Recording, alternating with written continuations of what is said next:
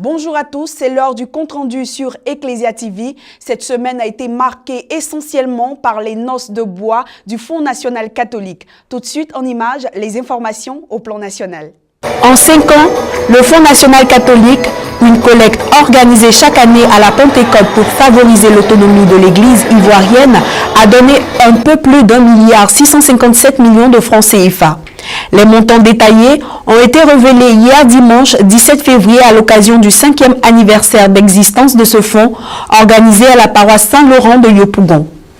La célébration de cet événement a débuté par une conférence suivie de questions-réponses sur l'impact du Fonds national catholique et sur la vie matérielle de l'Église en Côte d'Ivoire, animée par le père François Memel Accro, ancien secrétaire permanent pour les affaires économiques de la Conférence des évêques catholiques de Côte d'Ivoire. Au cours des échanges avec les fidèles, Monseigneur Ignace Bessi, évêque de Katiola, président de la CECI et du conseil d'administration du Fonds national catholique, a précisé l'objectif de la mise en place du fonds. Le plus gros contributeur du fonds est le diocèse d'Abidjan, qui a recueilli 786 898 621 francs CFA sur la période. La ville historique de Grand Bassam a abrité la deuxième assemblée plénière de la commission épiscopale pour l'éducation catholique le samedi 16 février 2019. L'objet de cette grande assemblée est la présentation des résolutions pour la réforme du système éducatif catholique de Côte d'Ivoire, adoptée à la 111e assemblée plénière de la conférence épiscopale à Mans du 14 au 20 janvier 2019. Le père Jean-Luc Indrima, secrétaire exécutif national de l'éducation catholique, est passé en revue sur les étapes des travaux du comité de pilotage. Après les différentes allocutions, l'exposé de Monseigneur Gaspard Bébiniba, président de la commission épiscopale pour l'éducation catholique de Côte d'Ivoire, sur les résolutions de la réforme sur le système éducatif. Pour la mise en œuvre de ces résolutions, la commission épiscopale pour l'éducation catholique vous propose les étapes suivantes. Première étape, la création du cadre légal d'existence de l'éducation catholique. Deuxième étape, la mise en place des organes de l'éducation catholique. Troisième étape, l'organisation des journées de l'éducation catholique. Quatrième étape, la mise en place de la pastorale éducative. Cinquième étape, l'assistance et la formation des acteurs et des partenaires du système éducatif sur les éléments de la réforme. Sixième étape, la création de la mutuelle sociale de l'éducation catholique. Et enfin, septième étape, la création de l'Institut supérieur de formation des acteurs de l'éducation catholique.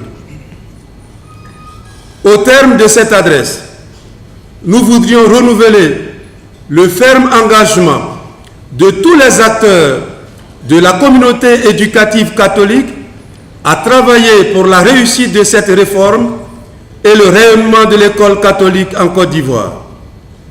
Nous exprimons en cette occasion solennelle la reconnaissance des évêques ivoiriens à l'État de Côte d'Ivoire, au ministère de l'Éducation nationale, de l'enseignement technique et de la formation professionnelle, ainsi qu'à tous les partenaires de notre système éducatif pour leur soutien et leur appui dans le processus de redynamisation de l'école catholique en Côte d'Ivoire. Vive la République de Côte d'Ivoire, vive l'Église Famille de Dieu en Côte d'Ivoire, vive l'éducation catholique en Côte d'Ivoire. Je vous remercie.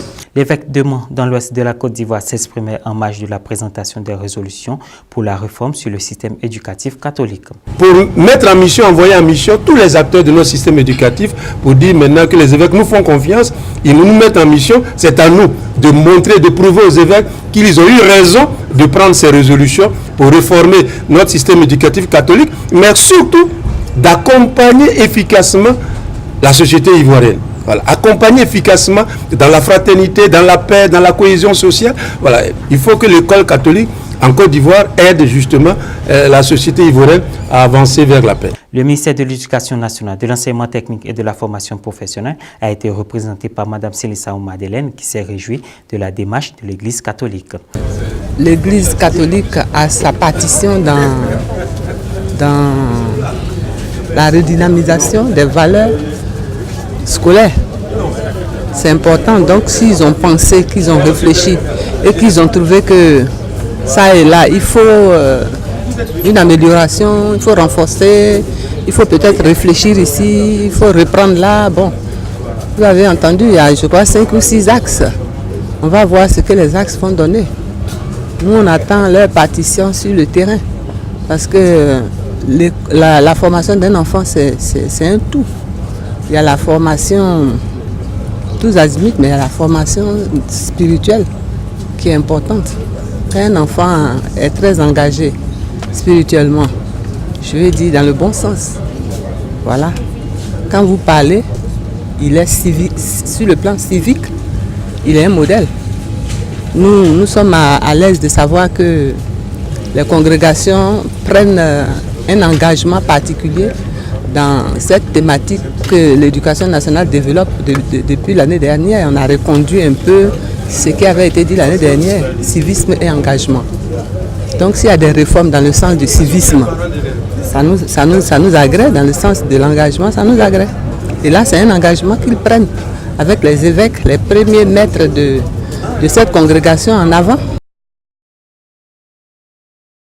Projection cinématographique, éclat de rire, échange, enchantement se sont invités à l'auditorium de la cathédrale Saint-Paul du Plateau dans l'après-midi du samedi 16 février dernier. L'office pastoral paroissial des jeunes a convié les jeunes de la paroisse à prendre part à une séance de cinéma. Dieu n'est pas mort, tel est l'intitulé du film enivrant offert aux jeunes cinéphiles venus nombreux. Une production cinématographique qui met la croyance à l'épreuve. Après plus d'une heure de projection de film, le vidéoprojecteur s'est éteint pour laisser place aux échanges coordonnés par une religieuse. Le père Paul Romaric Mani, aumônier des jeunes de la cathédrale Saint-Paul, a enfin pris la parole pour décrypter la moralité qui se dégage du film. Ma manière de me comporter témoigne que Dieu existe dans ma vie. Ils étaient plusieurs dans la classe. On peut dire 100 personnes. Lui, il a dit 80. Mais il y a 79 qui ont écrit sur les feuilles quoi? Dieu est mort. Mais lui seul. Et pourquoi il ne l'a pas fait? Il a donné la raison au professeur. Il a dit simplement au professeur qu'il est chrétien. Il n'a pas dit les chrétiens catholiques, ou bien les évangéliques, ou bien les protestants, ou bien l'Assemblée de Dieu. Il a dit, il est chrétien. Et sa foi ne lui permet pas de faire cela. Est-ce que nous, notre foi, nous permet de mentir? Non. Est-ce que notre foi nous permet de tricher en classe? Non. Est-ce que notre foi nous permet d'être hypocrite? Non. Est-ce que notre foi nous autorise à ne pas venir à l'église? Non. Alors si vous voulez convaincre les autres, vous aussi soyez convaincus. Et on a vu ce qui s'est passé. Il a réussi à convaincre qui? À convaincre qui? Le professeur et ses amis. Alors, quand on va rentrer à la maison, essayons de demander à nos amis si une fois, par notre manière de faire, nous sommes arrivés à le convaincre de l'existence de Dieu. Comme il est de coutume, les participants et organisateurs n'ont pas manqué de nous livrer leur impression au thème du ciné-échange. Bon, pour moi, ce film est très bienvenu pour les jeunes de la paroisse parce que nous savons tous que les jeunes aujourd'hui s'adonnent à beaucoup de pratiques qui vont contre la foi. Et donc, avec ce film, je pense que les jeunes ont pu vivre quelque chose d'important pour leur foi et se remettre aussi en cause par rapport à leur marche à la suite du Christ. C'était très édifiant, innovateur, parce que c'est la première fois déjà qu'on fait un ciné-débat. Et je trouve ça très, très édifiant pour la part de l'OPPG d'avoir initié cet après-midi ciné-débat. Et je les encourage à continuer ainsi. Et j'espère que ça a beaucoup édifié la jeunesse de la cathédrale Saint-Paul du Plateau. Et j'invite tous mes camarades jeunes à faire de même et à pouvoir affirmer leur foi. J'étais sur les réseaux sociaux lorsque je suis tombé sur une vidéo dont le sujet était un débat sur l'existence de Dieu entre un musulman et un chrétien. Et j'ai remarqué que le chrétien n'était pas suffisamment armé vraiment pour présenter des thèses qui justifieraient vraiment l'existence de Dieu. Et il s'est fait ridiculiser à ce débat. Dès lors, en tant qu'aumônier des jeunes de la cathédrale Saint-Paul, j'ai trouvé l'urgence et l'intérêt vraiment de proposer aux jeunes un film où des jeunes comme eux arrivent avec leur bagage intellectuel et une bonne dose de foi, de confiance en Dieu, arriver vraiment à prouver l'existence de Dieu. Alors voici un peu ce qui a justifié le choix de ce film, Dieu n'est pas mort, pour permettre aux jeunes de la cathédrale vraiment d'avoir des arguments nécessaires pour prouver vraiment l'existence de Dieu. Une journée de formation des chorales du diocèse de Yopougon a été organisée le samedi 16 février dernier au centre spirituel Monseigneur Chapouli sous la coupole de l'évêque du diocèse Monseigneur Jean-Salmon Lesoutier. Cette journée a été initiée au profit des chorales et maîtres de chœur des différentes paroisses de Yopougon qui n'ont pas boudé ce temps d'apprentissage. Les participants ont eu droit à 4 formations conduites par des prêtres imbus de connaissances dans le domaine du chant sacré. La première formation a été donnée par le père George Thomas, spécialiste en musique et responsable national des chants sacrés. Il est revenu sur les bases de la musique. Qui a la même durée que la croche. Vous voyez que le soupir regarde le côté. Et puis le demi-soupir, c'est comme un 7. Son nez là, regarde à gauche. Or, le soupir, son nez, regarde à droite. Il ne faut pas les mélanger. Si tu as mis un soupir à la place d'un demi-soupir, ça n'a pas la même valeur. Donc, les maîtres de chœur ou les compositeurs qui s'amusent à composer les chants, il faut tenir compte de tous ces paramètres-là. Je vais continuer d'effacer en haut là, non? Ce qui est en bas, on va pas voir. Après, nous avons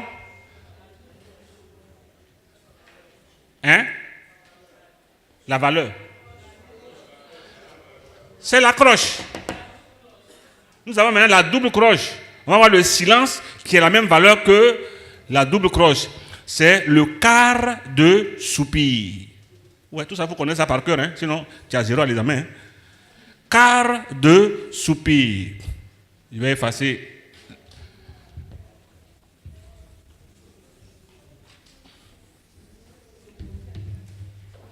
Car c'est, je fais le soupir, le demi-soupir d'abord, vous voyez, et puis je mets un deuxième nez.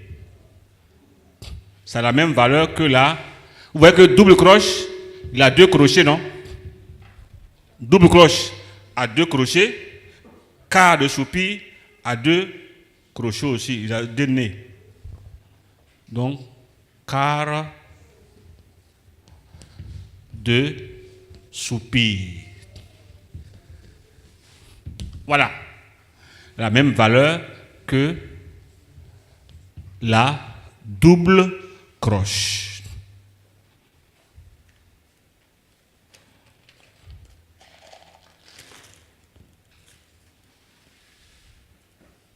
Même valeur que la double croche.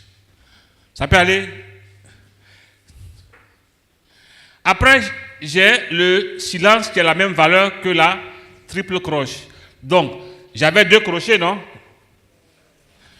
Pour la triple croche, la double croche, c'est ça? Maintenant, j'avais 2 crochets que j'appelle nez pour le quart de soupir. Il y a ce qu'on appelle le 8e de soupir. Donc j'ai mis 3. 8e de soupir. 8e de soupir.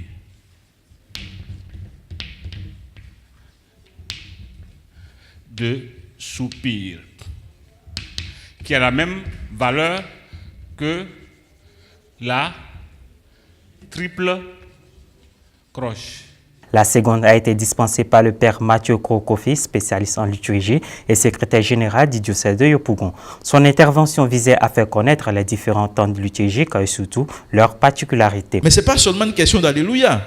Il y a une manière de chanter durant le temps de carême qui nous dit que tiens, ce temps-là, c'est un temps spécial. C'est un temps de pénitence. C'est un temps de préparation.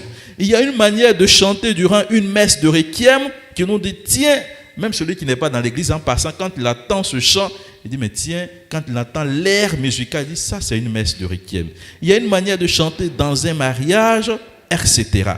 Et donc, cela suppose que nous puissions avoir un petit bagage au niveau liturgique. Connaître les différents temps liturgiques, connaître la particularité de chaque temps liturgique et savoir comment vivre chaque temps liturgique. La troisième a été aussi riche que les précédentes. Le père Jacques Agnès, spécialiste en musique et membre de la commission liturgique et chant sacré du diocèse, a rappelé aux choristes le rôle de la chorale et identifié les problèmes. Mais comme dans nos paroisses, nous avons plusieurs chorales, donc on fait une programmation. Non, la chorale est là pour chanter tous les jours. Chaque fois qu'il y a la messe, la chorale doit pouvoir chanter. Parce que c'est son rôle premier, ça, de soutenir la prière de l'assemblée. C'est des volontaires qui chantent au nom de l'assemblée. Au nom de l'assemblée qu'on chante. Et donc on n'a pas souvent à faire un peu malin. Sinon on ne chante pas, ils vont pas faire les messes. Non, tu es obligé de chanter. C'est comme un policier qui dit qu'il ne va pas aller aux choses. Il est obligé de faire son affaire de policier. Il est policier pour ça. Voilà. Donc la chorale a une fonction. La chorale a un rôle. Enfin, le père Ile Arzoromi de la commission liturgie et chant sacré a conclu avec la 4e formation au cours de laquelle il a abordé les dispositions pratiques à avoir pendant certains temps liturgiques. Il est de bon droit de comprendre et de percevoir ce que l'Église demande en termes de normes liturgiques pour une juste et meilleure célébration de ce temps de carême et de la fête ou des fêtes de Pâques qui approchent. Rêve et sorcellerie, quelle attitude chrétienne? Tel est le thème qui a réuni au Centre culturel Saint-Paul d'Abidjan Plateau un groupe de personnes en quête d'information dans la matinée du samedi 16 février 2019. Le formateur du jour, Père Benjamin Akoutia, a choisi de faire un point d'honneur seulement sur le sujet de la sorcellerie sous un angle autre auquel le commun des mortels s'accoutume. Le séminaire s'est déroulé en 2 temps. La première articulation a porté sur le mécanisme du phénomène de la sorcellerie et la seconde sur l'attitude chrétienne à adopter pour gérer ce phénomène. Pour Père Benjamin, la sorcellerie est une réalité inouïable qui est fonction des relations que les hommes entretiennent entre eux dans la société. La sorcellerie fait partie de notre société africaine. Le jour où il n'y aura plus de sorciers en Afrique, l'Afrique aura changé d'identité. Cette chose que nous combattons ne sera jamais vaincue parce que ce combat fait partie de notre vie. Ne trouvez pas cela bizarre. Si la mort prend sa retraite aujourd'hui, nous allons le supplier de revenir. La mort est là, nous ne l'aimons pas. Mais si la mort dit aujourd'hui, à partir d'aujourd'hui, là, je prends ma retraite, toute personne va mourir. Nous allons supplier la mort pour qu'elle revienne travailler encore. Nous n'aimons pas la mort. Mais si elle venait à disparaître, nous ne nous comprendrions plus. S'il n'y a plus de mort, pourquoi je vais prier? Pourquoi pourquoi je viendrai ici pour parler avec lui? On n'aura plus besoin de... Voilà. On ne va plus faire des dessins, on ne va plus faire Internet, on ne va plus faire télé. Vous voyez? Donc, la mort est mauvaise, mais c'est elle qui nous pousse à nous aimer, à nous marier, à avoir des enfants. Auteur de Job, l'énigme de la souffrance du juste, Jonas la colombe, ou le bel buisson que le feu ne brûle pas, a souhaité que l'on retienne que la sorcellerie n'est pas la maladie d'une personne, mais celle d'une relation. À l'international, plusieurs faits ont retenu notre attention. Nous vous proposons de voir certains d'entre eux. Dans son Angélus du dimanche, le pape François a réfléchi aux béatitudes de l'évangile de Saint Luc. Il a mis en garde contre ceux qui se proposent d'être des dispensateurs de bonheur et qui mènent à l'idolâtrie plutôt que de faire totalement confiance à Dieu. Le pape a ajouté que le bonheur vient de ceux qui se placent aux côtés de Dieu et servent les pauvres. Il a ajouté que les béatitudes permettaient également de surmonter les illusions de ce monde. Après la prière de l'Angélus, le pape a demandé à chacun de prier pour le prochain sommet, réunion sur la protection des mineurs du 21 au 24 février. En 1931, une religieuse polonaise, Faustina Kowalczak, a reçu une apparition de Jésus. Il lui a demandé de peindre une image selon le modèle que vous voyez, avec les mots « Jésus, je te fais confiance ». Faustina a obéi à cette demande et le résultat a été cette image de la miséricorde divine. C'est l'une des images les plus vénérées au monde. Cependant, il n'était pas facile de conserver l'image dans un endroit sûr. Dans le passé, il avait été volé, acheté et même enterré. C'est ce que dit le journaliste David Mougia dans son livre « Sainte Faustine et le visage de Jésus miséricordieux ». Le missionnaire salésien espagnol Antonio César Fernández a été tué par balle dans l'après-midi du 15 février. Il a été tué dans une embuscade par un groupe djihadiste à 40 km de la frontière sud du pays. Avec lui, 5 autres sont morts. Quelques jours plus tôt, le père Antonio a fait partager cette vidéo à quel point il était fier de sa vocation. La vocation salésienne est une grâce du Seigneur, une série de grâces entrelacées. Donc tout ce que je peux dire, c'est que j'ai reçu beaucoup de bénédictions du Seigneur. Frère Antonio César est né à Cordoba. Il était missionnaire en Afrique depuis 1982. Il était directeur et curé de sa communauté de Ouagadougou au Burkina Faso. Il avait 72 ans, dont 55 ans comme religieux. La congrégation a reçu de nombreux messages déplorant le meurtre atroce. Même le président espagnol a présenté ses condoléances sur Twitter. Frère Antonio César rejoint de nombreux autres martyrs de l'Église.